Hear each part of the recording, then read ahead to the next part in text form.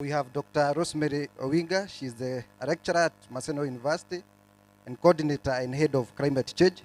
Daktari. Plenary. Hey, makofi jameni.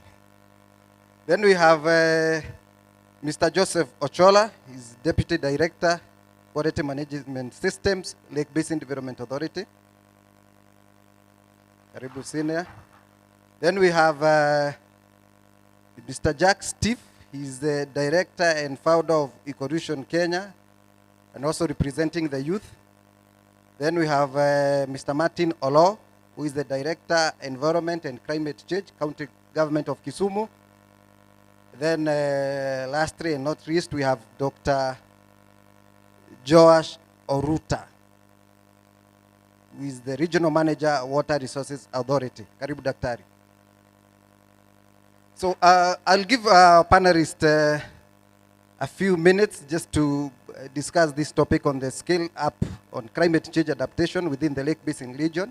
And maybe specifically you can tell us a bit on whatever you are doing as an institution or where you come from, maybe in brief on this topic on scaling up climate change adaptation within the Lake Basin region. Karibu, I'll start with you, Daktari. Thank you very much.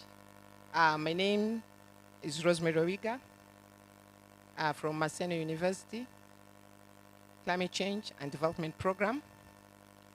Maseno University is a public institution mandated to do research and capacity building. So we at Maseno University, what we have done to scale up adaptation within this region is that we hearkened unto the call because climate change is a reality. And within our mandate, what we have done is to mainstream climate change within our academic programs. And we have a program that is BSc Climate Change and Development with IT. And the purpose of this program is to graduate climate change experts. It's a transdisciplinary subject. And because climate change is an emerging discipline, we saw that there was need to produce experts that can coordinate climate change activities as climate change officers.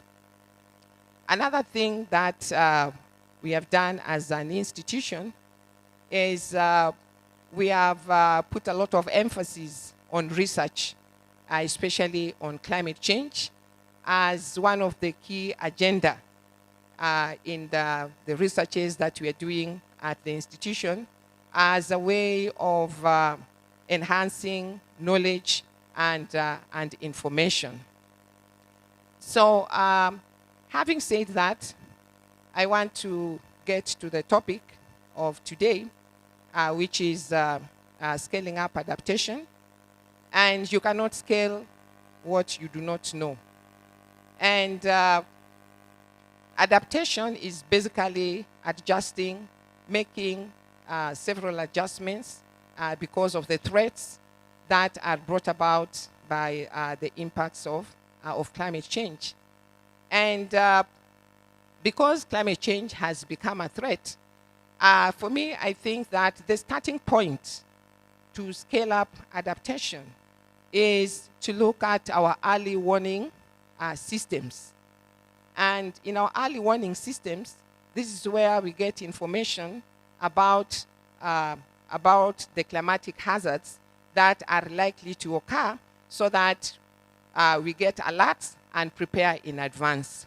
Now, I know that there are various early warning systems, and we know that within this region, the climatic risks or the climatic threats within this region are floods, and we have droughts, we have temperatures are soaring up, and we also have strong winds, both on land and on the lake. And some areas also have started experiencing hailstones. And those that were experiencing hailstones, the size of the hailstones have increased.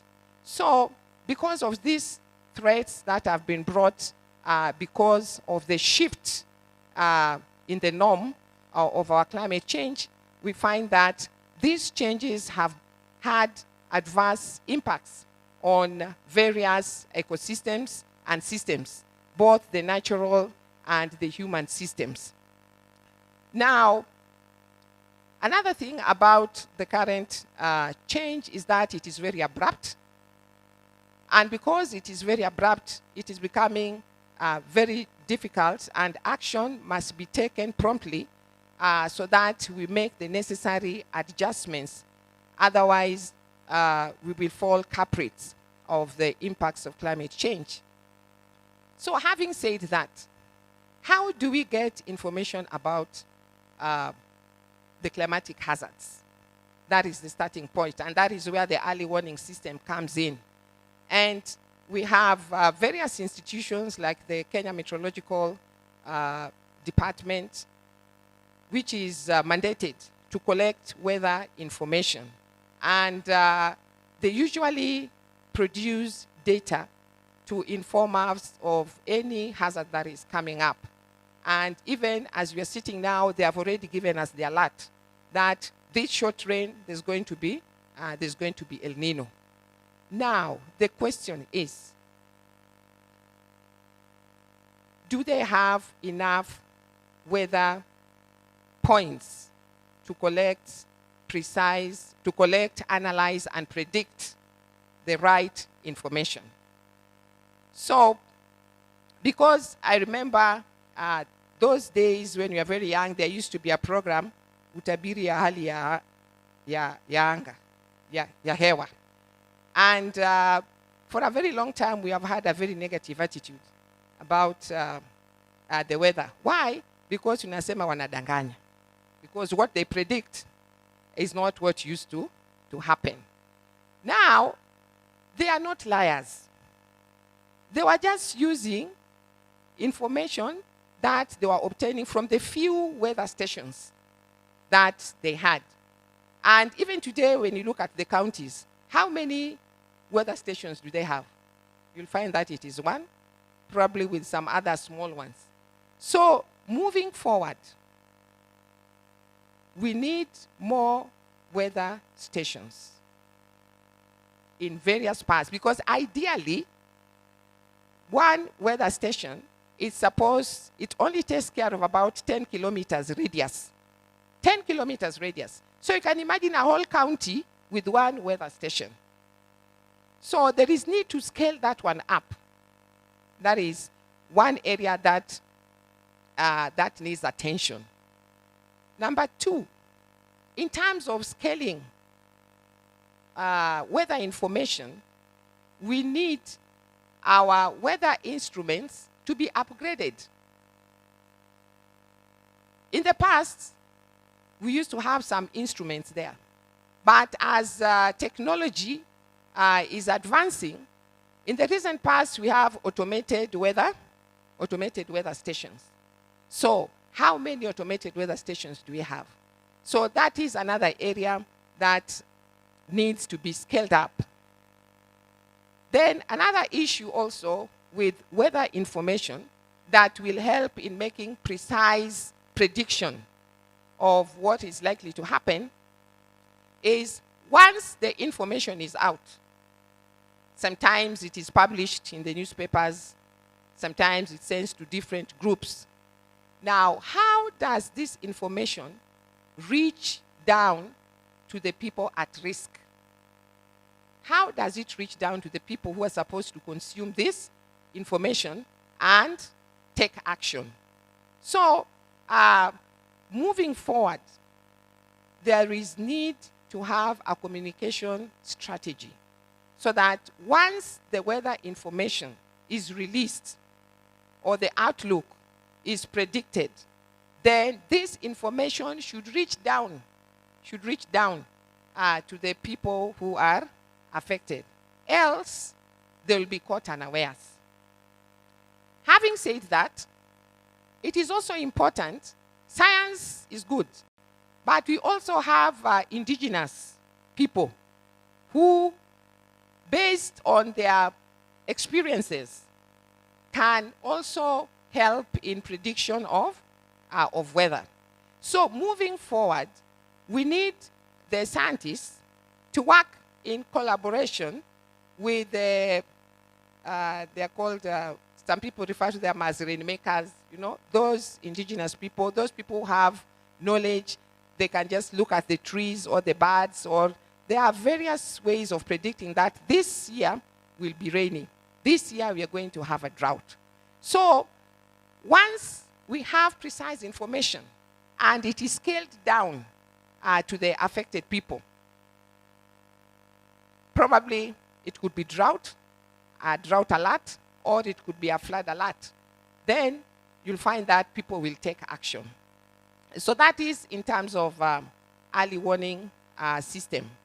Another thing that moving forward in terms of adaptation that we need to look at, adaptation, those adjustments that we need to make in relation to the climatic threats, they must be informed by evidence.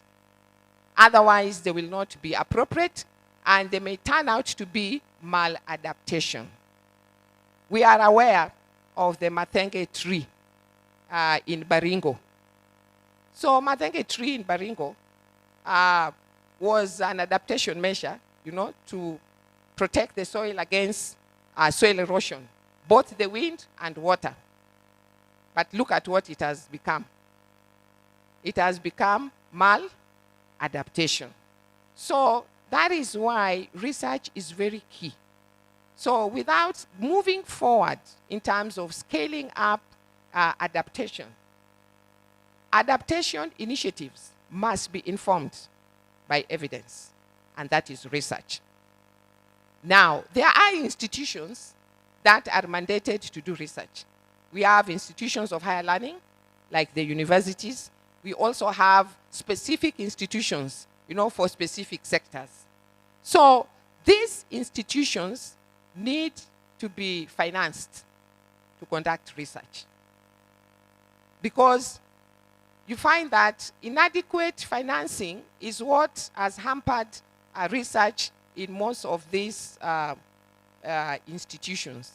Now, moving forward, money is scarce, but we can pool resources. And moving forward, we would require the corporate, you know, the corporate to come in, and pump in money into these institutions of higher learning so that we may have good adaptive initiatives that will cushion our people against the threats of climate change. Thank you. Thank you, Daktari, for that insightful discussion. Now, I would want to Dr. Joas Oruta, the Regional Manager, Water Resources Authority, kindly talk to us on scaling up climate change adaptation within the Basin region, and maybe give us maybe an oversight on what your institution is also doing towards this. Karibu.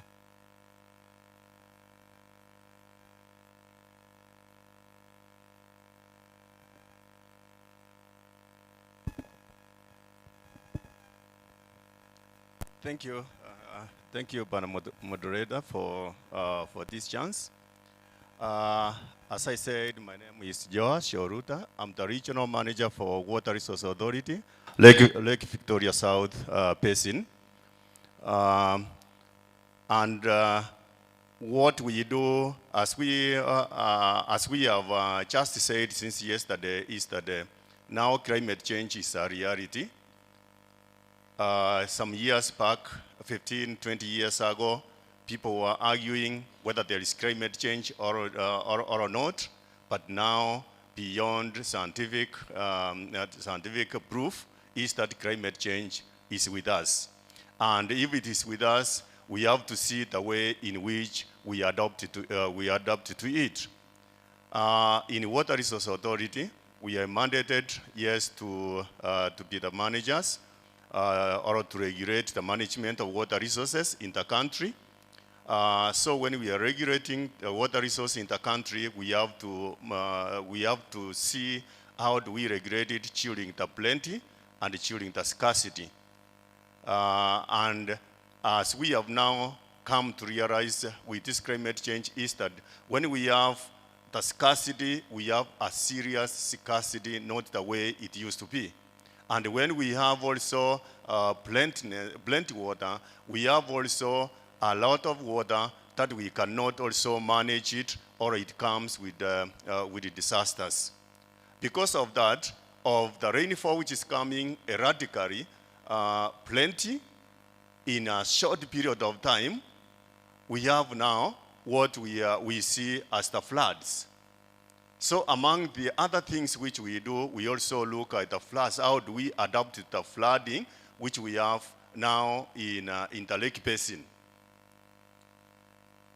First of all, before I come to flood, I can also say that in adaptation to climate change, we have also looked where we have the scarcity of water during the time when we have scarcity of water. So we are regulating amount of water which can be abstracted from the bodies, whether it is surface water or groundwater. So during the scarcity, the water which is used for domestic is given the first priority, because even if you miss anything, if you have water, you can survive at least for some days before you die. So during this time, when we have scarcity, first of all, we have to stop irrigation, then followed by industrial. Then the little water which is remaining now can be used for domestic. Domestic, we mean we can drink, our animals can drink. The rich man can go to the river and fetch. The poor man can also go to the river and fetch. So all of you are given equal opportunities, because now you can get something small for your usage. If I switch back to during the time of plenty of water, in plenty of water, we have now to see what can we do in case there is much water which will cause now and which will cause also a disaster in the people living downstream. In this one, we have come up with flood early warning systems. Flood early warning systems, which Dr. Rosemary was saying, it is a method in which, or it is a way in which we are able to inform the people who are going to be affected by the flood water early enough. And when we inform them early enough, they are able to secure their lives, they secure their property, and also even their land can be secured. So through this one, it is an expensive, yes, endeavor, which needs actually a good funding. But what we have done at the moment, you have seen now in Nzoia Basin, we are not caught up as we used to be caught up without knowing what is happening. Now on Nzoia River, what we are doing, moderator, is that they are able to be warned a weak area. And this weak area, we are able to tell them where they move to in Budarangi. We are, because what is being done is that we work together with Kenya Meteorological Department. We have developed together with them a system which we call Nzoia Flood Early Warning System. This system, it incorporates the climatic parameters which are gathered from these stations, which Dr. Rosemary was saying. Then we input it to our system.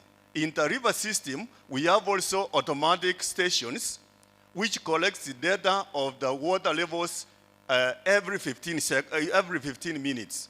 And then there is a software which transfers this one. It calculates very fast. It brings out the amount of water which will be seen at every gauging station. We have 15 gauging stations along Tanzania, the ones which we are using. So through this one, we can calculate and say that this water is going to reach this point at a particular time, and we are very accurate. Actually, right now, we are able to know even the minute when it is able to reach at a particular point. This is a good thing.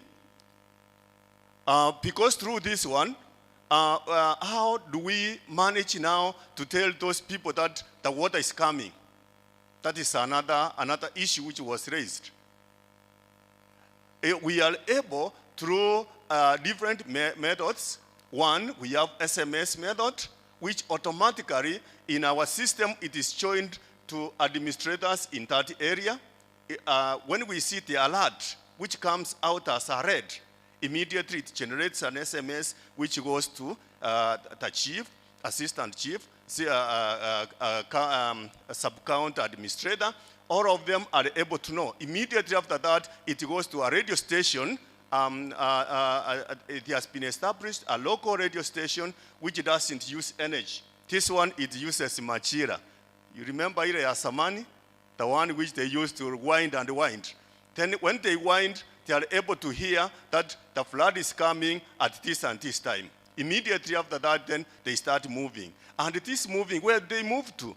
Immediately, our system generates a bulletin in PDF, which we also send through the emails to administrators. And then they are shown the points where the water is going to cover and where the water will not cover. So there are also refugee houses or evacuation centers where they can be. But the problem is that this system is also expensive. We need to renovate where these people go. So that's where we need also funding so that we can have these evacuation centers. We need to have evacuation routes. We have to. We need also to have a higher or large coverage than the one which is there. All of this needs funding, which we hope we can be able to secure. And this one has not moved to other basins. That is in Soia only. We have the Nyando Basin, we have Mara Basin, we have Yala Basin, we have Sondu Basin, and then the small basins which are around the lake. All of these ones, they need to have such a robust network of flood early warning system, which right now we don't have. These other basins, moderator, what we have done, we have put satellite stations. Nyando, if you go to where we have the famous Serakali's idea, just next to our home, there is automatic stations, which also relays. We have also in Sondu, just next to Kenjen. We have also in Guja Migori. We have another one. In Mara. All of them are there, but they are not adequate. We need funding for adequacy, and then we can be able to generate the early warning system for the whole of this basin. Thank you. Thank you, Daktari. I'm loving these discussions. Now, before I go to our seniors, we have a youth in our midst, in the panelist. And since we usually talk of involving the youth in most of these discussions, so allow me to welcome Jack Steve, who is representing the youth, and also he's a director and founder of a startup called Ecovision Kenya. Karibu.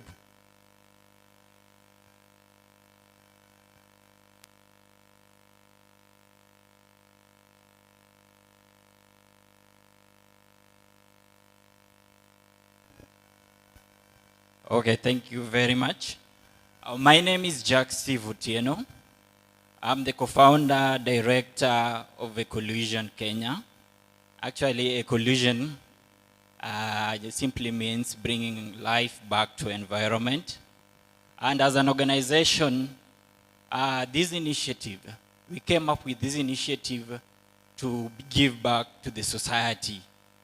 As environmentalists and people who are passionate about building community resilience towards adverse effects of climate change. So Ecovision, the main objective of Ecovision is to transform the society towards a greener future through environmental friendly solutions.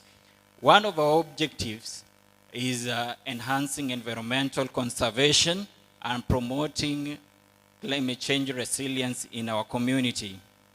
Through this, we've been able to do several projects in our community because we understand that climate crisis is a pressing global issue that is affecting local people, local community, and requires local solutions that we must be able to accelerate as individuals and as youths who are staying in this region, because whatever we do right now in this region actually contributes to the national contributions and also the global contributions. So we've been doing several projects on cleanup activities. We've been growing, not only planting, but we've been growing trees. And actually we've been doing, like last year we started phase 1 of growing bamboos. Most of the people do not realize the potential we have in bamboos in terms of building climate change adaptation and mitigation. First, we have to identify that bamboos are also sources of food. There are tubers, there are some species that we can use their tubers as a source of food, and also their leaves as a source of vegetable. So bamboo has a great potential in carbon sequestration, actually 5 times than trees. And actually it matures faster than trees. And also it can be used as a value addition, of which as a lake region, we need to actually identify that potential and invest in it, scale that, and create greener jobs for youth. And we have to identify that creating or encouraging youth to explore greener jobs and also actually invest in these opportunities. This will not only provide these green opportunities, but also it will be an outlet for youths to directly act towards building resilience and acting against climate change. So as a region, we really need to identify that potential and invest in these solutions, local solutions that these organizations, these local organizations at the grassroots level are currently taking. Another thing that we are doing is on tree growing. And as tree growing, we are keenly working with schools in Kisumu County, both primary schools, both secondary schools. And in schools, because right now as youth, when I'm talking about youth, I'm also talking about children. We really need to engage these children because they are the future. For us, we are living in the future. So by talking to the children, we really don't want that setup that we are talking about climate change, but people, all the children are not getting what climate change is. That's why we need to strengthen the information distribution or educating these children. And when we talk about education, we need to strengthen both informal and formal education at the grassroots level. We need to educate these children. What do we mean by climate change? So that we just don't get children just talking about climate change, but they really don't understand what the aspects of climate change. So as youths or as individuals who have grown, who have experience in climate change issues, and this actually translates to everybody, whether you are old enough, because at home there you need to engage your children, you need to engage your neighbors. You are seeing right now we are having Africa Climate Summit. What is it? Because people are just hearing like we have a climate summit, but what is it?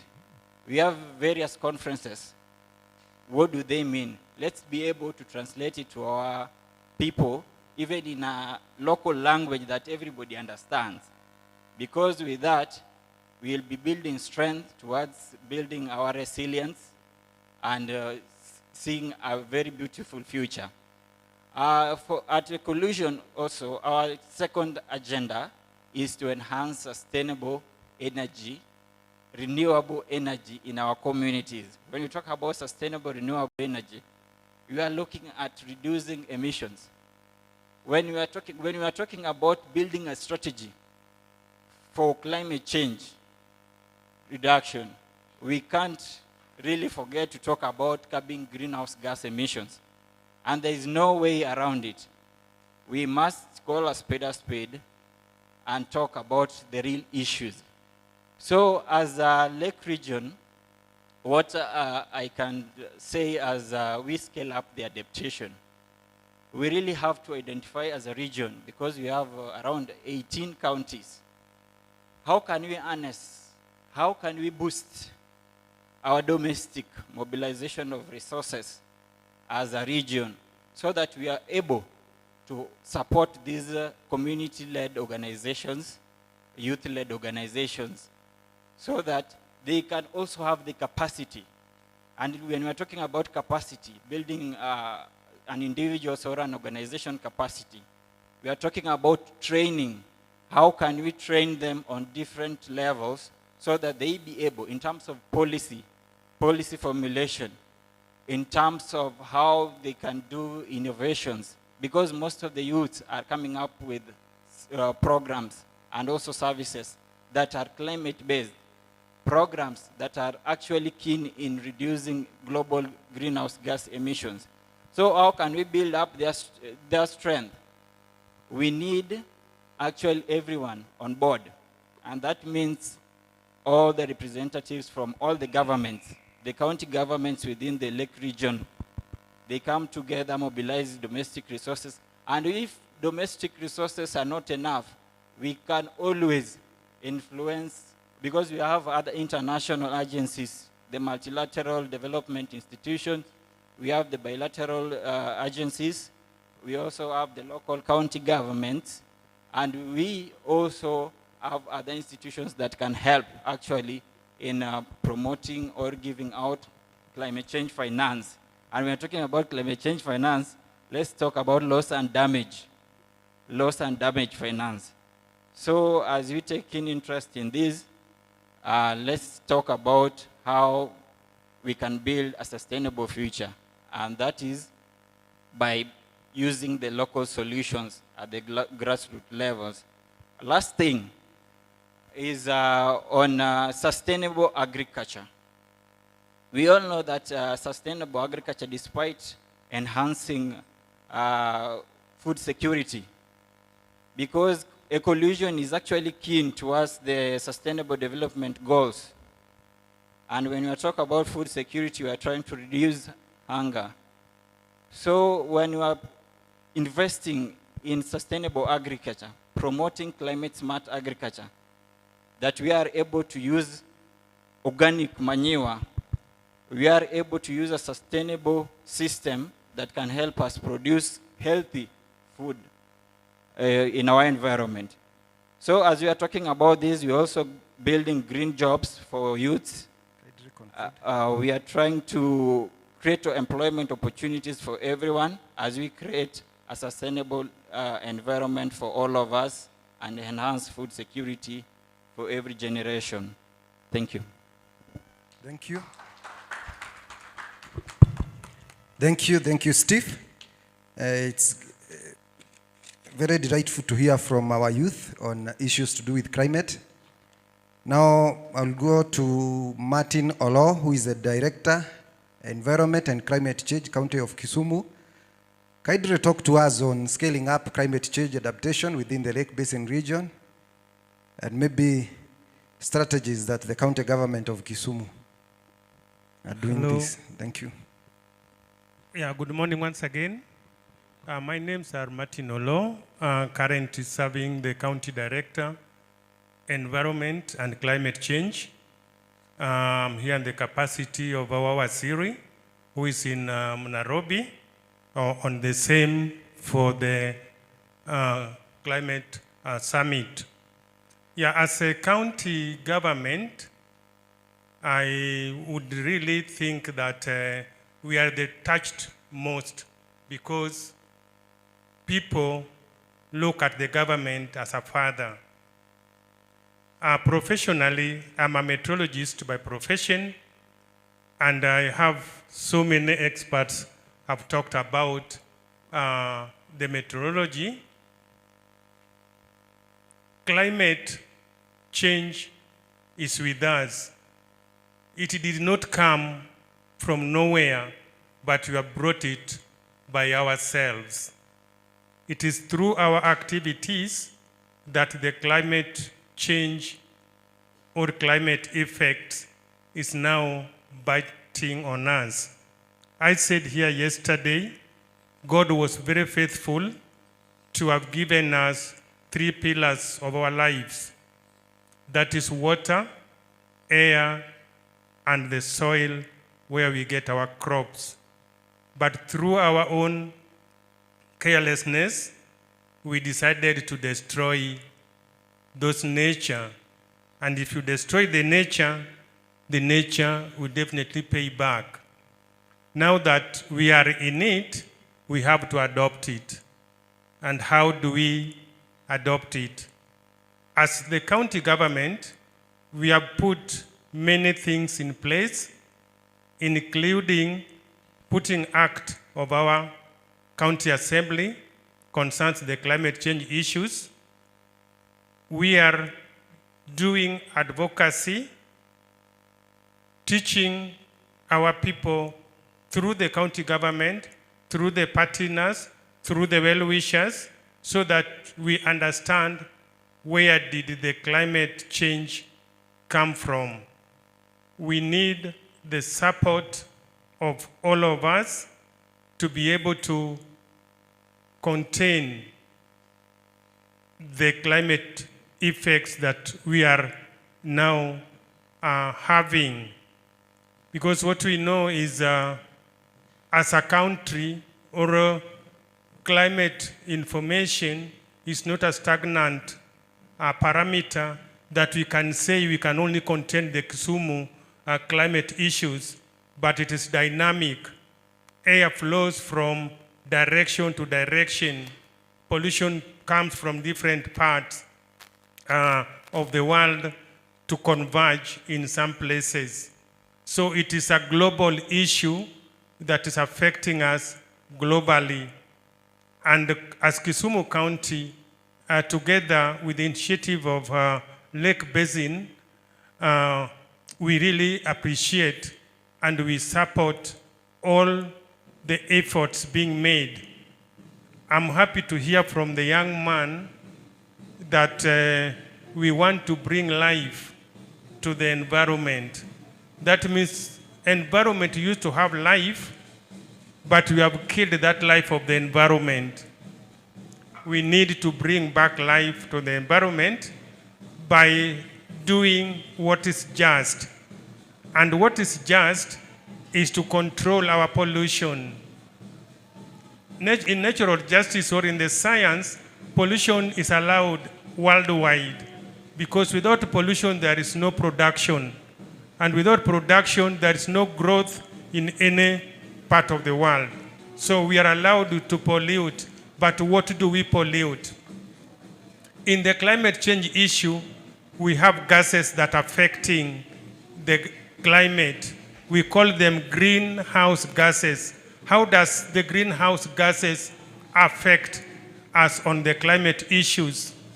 The greenhouse gases are gases mostly generated, very few are natural, like maybe ozone gas, but the rest are artificially, industrially, agriculturally, or made.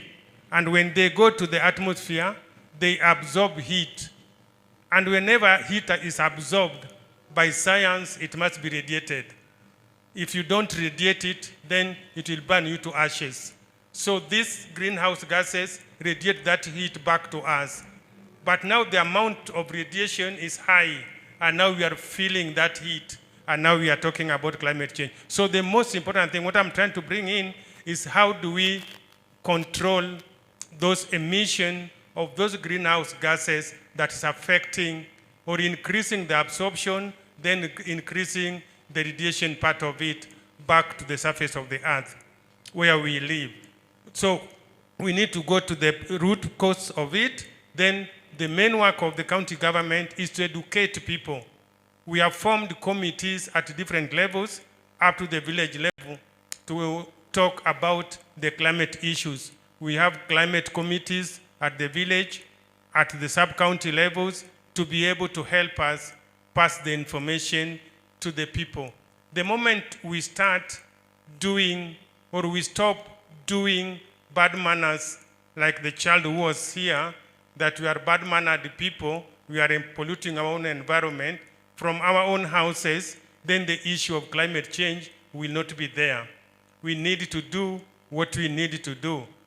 From the water resource to the environmentalist on the other side, we are looking at the atmosphere, and it is we who are benefiting and using the atmosphere. So the role of the county government of Kisumu is to make sure that all our people are enlightened.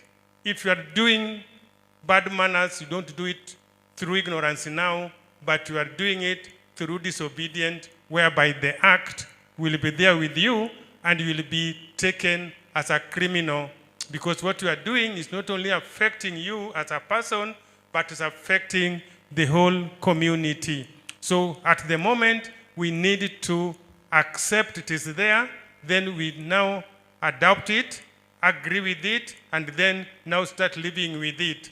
But the question I asked yesterday, we talk of resilience. When we do resilience now and we increase the temperature, what will happen to our plants that we think will be able to accommodate the climate of today? So my point is, we are here as a team, we are here as partners, but the county government doors are open for partnership, for discussing, and for information sharing, so that we control and we take care of our ecosystem where we live.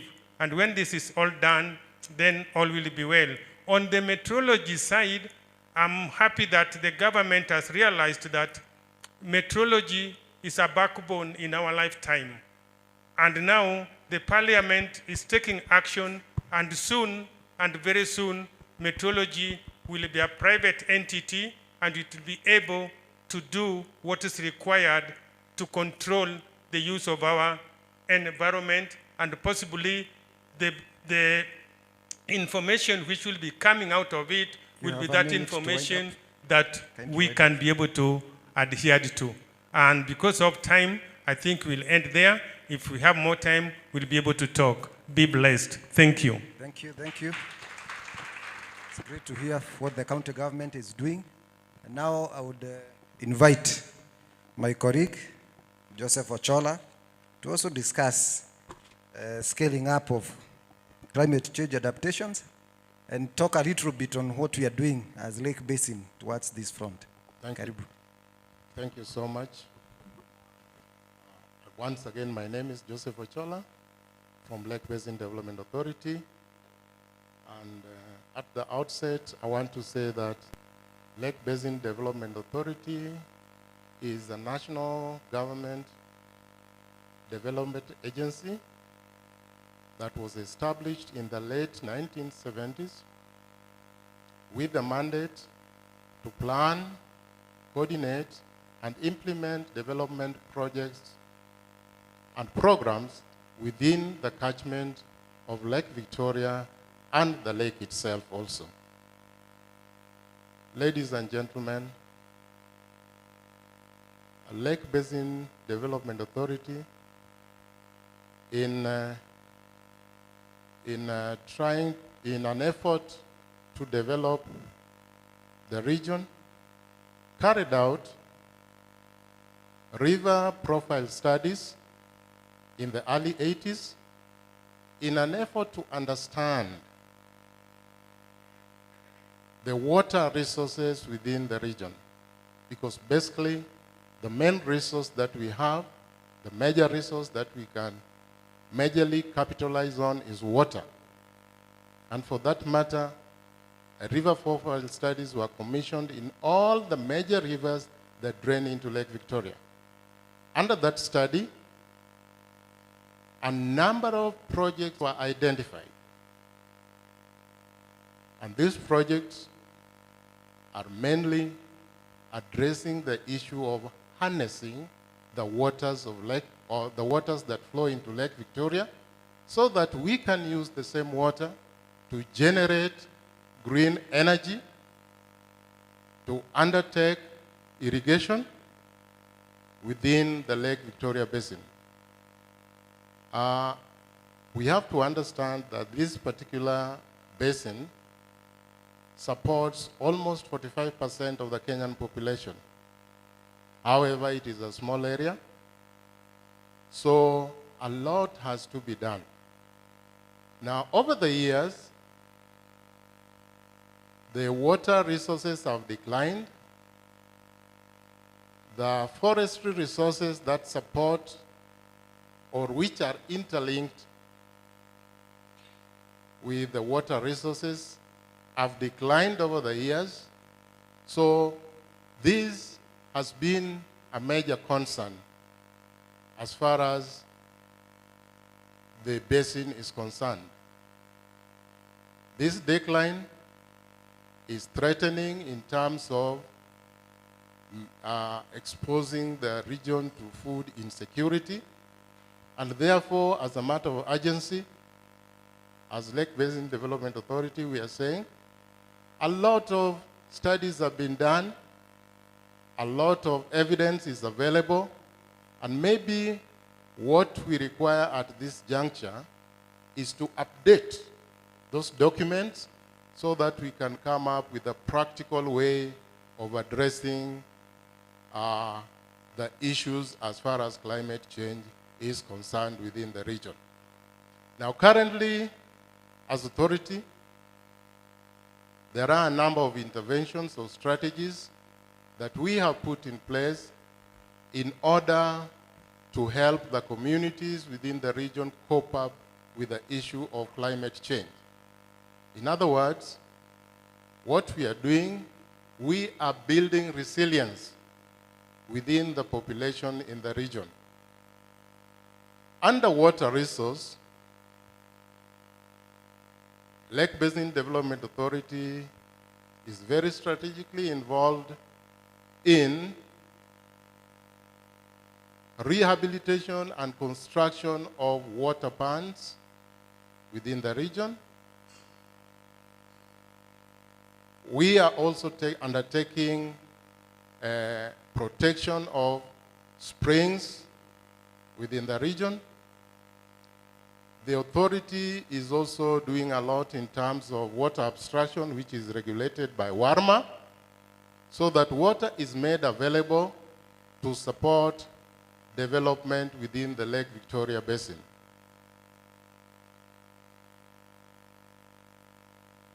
Again, on the side of agriculture, the authority is implementing issues of smart agriculture. And when we talk about smart agriculture, for the authority, we are involved in inland fish farming, that is aquaculture, which we have promoted for a number of years, because we are alive to the fact that the fishery resources of Lake Victoria are declining, and declining very fast. And unless we come up with alternative source, we'll not be able to feed the ever-growing population in the region. Another issue about agriculture, LBDA has been looking at a way of turning away from rain-fed agriculture, and we are currently implementing projects on irrigated agriculture. Number one to mention, we are looking at solar irrigation, that is use of green energy to irrigate our region.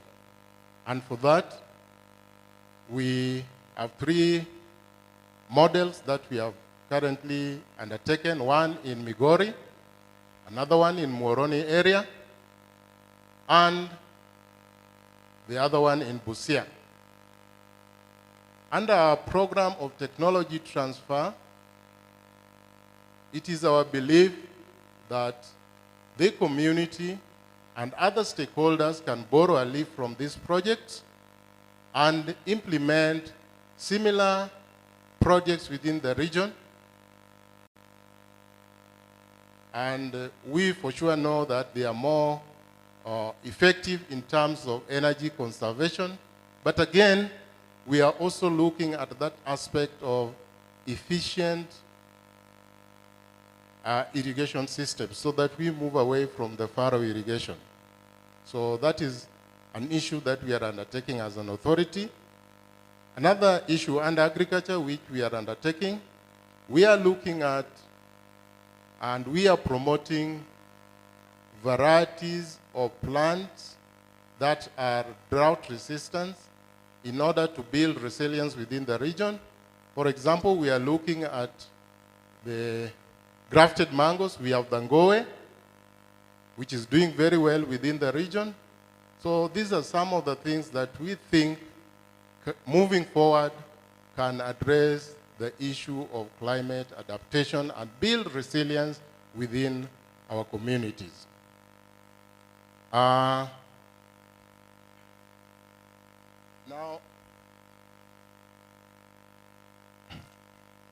we say that with the climate change, we have two extremes. We have droughts that have never been experienced within the region. We also have flooding. So as far as flooding is concerned, LBDA has over the years worked on issue of flood control within Yalaswam. We are also working in Nyando with other collaborators, with other partners, just to ensure that we build resilience within the communities that live within the basin. And in terms of livestock, we are also alive to the fact that the hybrid dairy animals are no longer very tenable in some of these regions that we are talking about. So we are looking at a way, and we have already come up with dual-purpose animals, where we are breeding hybrid animals and the zebos that we have, so that we can come up with varieties that are more resilient in terms of the climate that exists within the region. This is something that we are doing in Muhoroni. We are doing the same also in Migori at a place called Lichota, as well as Sangalo and Alupe in Busia.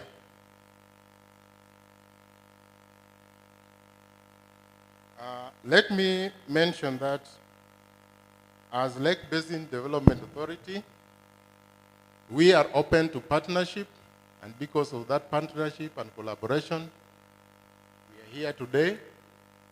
But even moving forward, we want to continue working with other organizations who have similar agenda for the region, so that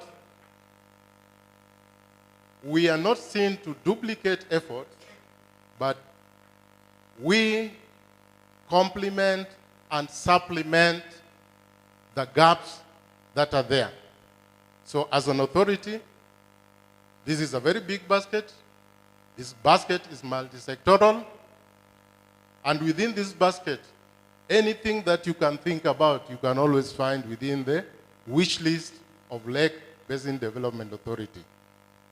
Just to summarize, because I see the moderator is seriously looking at me, just to summarize, I just want to bring it out very clearly in this meeting that as an authority, our niche, our uniqueness is in integrated basin-based development.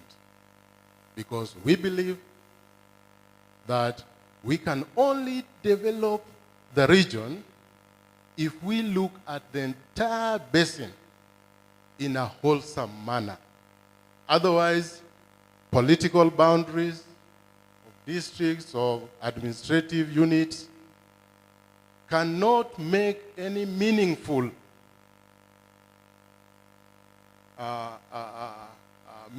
use when you come to developing an ecosystem. We have to look at Lake basin, region, Lake Basin catchment as a unit.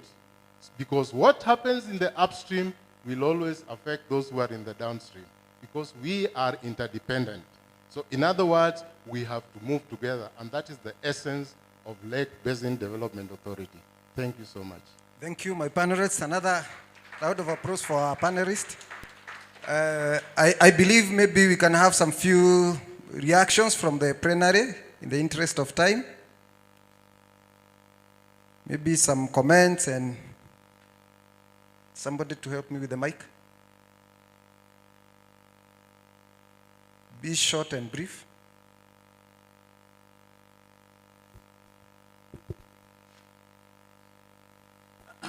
Thank you.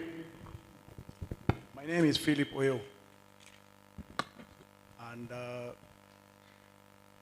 I'm a social scientist with some requisite interest and knowledge in issues related to climate change adaptation. I worked for the climate adaptation program of the World Bank around Africa. And since yesterday, I've been listening to conversations around issues related to climate change. I hear about blue, green, resilience, adaptation, mitigation. But I wonder whether we all understand what we are talking about. I'll say why. When I came, I heard some young man talking about what they do. And then someone from Mr. Low, I think, from the county government, who provided some background information in terms of their intervention focus. And then now we've heard about Lake Basin. I wonder, for instance, Mr. Olo, it would be more prudent if you told us whether your CIDPs are climate-proofed. Is that something to look into? Climate-proofing our CIDPs, because climate is cross-cutting. Mr. Low, again, talking about your meteorological background. I think that's the most important aspect of why we are here. Nobody is talking about climate information science, climate information and communication. We are told that in the next few weeks, we'll be experiencing some adverse weather conditions. Do we have sufficient climate information that will help us adapt to what will happen? Is your department doing anything towards that goal? And about Lake Basin, he talked about your unique area of focus. I think the main thing that the LBDA should be doing in this kind of thing should be as a convener. Because the Lake Basin has institutional memory.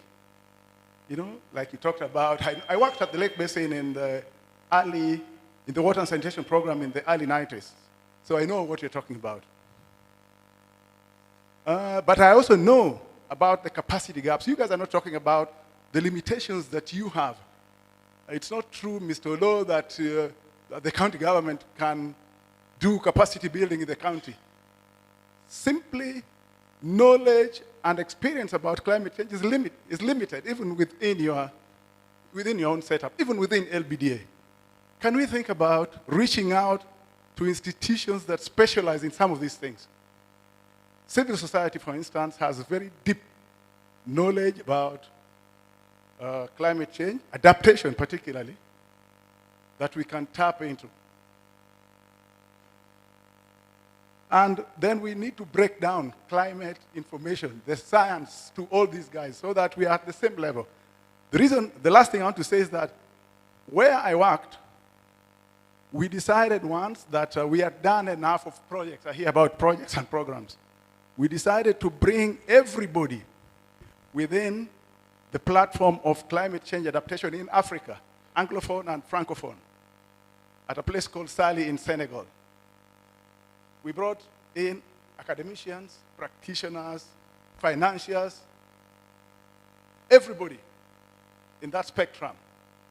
And for 1 week, even community members, and we decided to agree on what does climate change adaptation mean to him?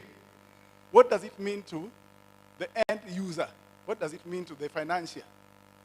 At the end of that session, we came up with what was called the Adaptation Learning Program for Africa. It is now a forum that meets every year. And in this forum, we are able then to access climate funding, the Global Climate Fund. The reason I'm raising this is that we must find, that's why I said Lake Basin should be a convener where we bring all actors together in the region and we see how best then we can tackle this issue. Thank you. Thank you, Mr. Philip. I think, ladies and gentlemen, we'll have to put our discussion on hold so that we welcome the Deputy Governor to this auditorium. Just hold it on now.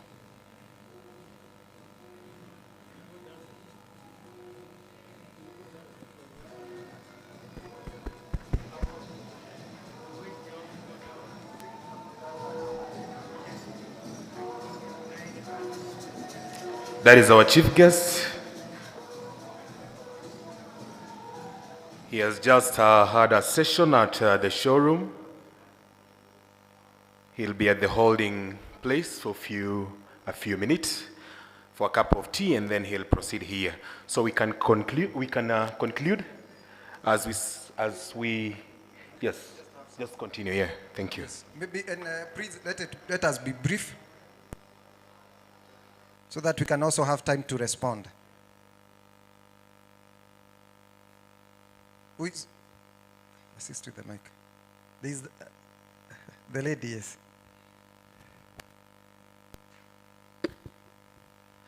Good morning. My name is Easter Okech from Kenya Female Advice Organization, Kefiado. And my question is that as county governments, when you're talking about the issues of on-source revenue, because we talked about the issues of raising money. So within our budgets, when you're looking at the issues of on-source revenue, where is the allocation, which then we talk about both at the county government, the issues of the recurrent expenditure, and the issue of also the development money in these particular spaces. And if then the on-source revenue and how we also generate resources from communities through the finance bill is not there, then we are then very reliant on development partners. So do we have anything from the county government which then talks about on-source revenue and the allocation which then we can tap into so that the county assemblies can pass it in the current budget process which is starting already? Thank you. Maybe two more. Yeah, and there's one at the middle there, at the back. The gentleman with the flowered shirt. My name is Rollin Zomo. I work with Lake Basin Development Authority. As we talk on adaptation, I think let us also not forget on the building of a resilience of some of the natural systems that we have in the lake region. When I talk of the natural systems, I mean the ecosystems. Ecosystems like the forests, natural forests, Mount Elgon, Mau, Cherangani. Then we have the riverine ecosystems, and even the grasslands and the thickets, talk of Uruma, and Lake Victoria, the aquatic ecosystem. These systems are threatened. And for us who understand this region, you know the swamps, like the swamps are habitats for the crested crane. And this is one of threatened species in this region, even the Statunga. And okay, as human beings, we get ecological services and also economic services from these systems, these ecosystems. And when we threaten these ecosystems, actually, you also kill the biodiversity that is there, and you also disseminate the habitats. So we should have systems and the programs that are geared towards restoration of these systems and also conservation. And when I talk of strategies, I mean things like legislation, sensitization of the communities that are living close to these ecosystems so that they can be conserved and we retain them so that they can be sustained and provide these services to human beings. Thank you. Maybe we can respond to that. I don't know whether my panelist had, there's one on... Thank you. climate. Thank you. We may put on hold first.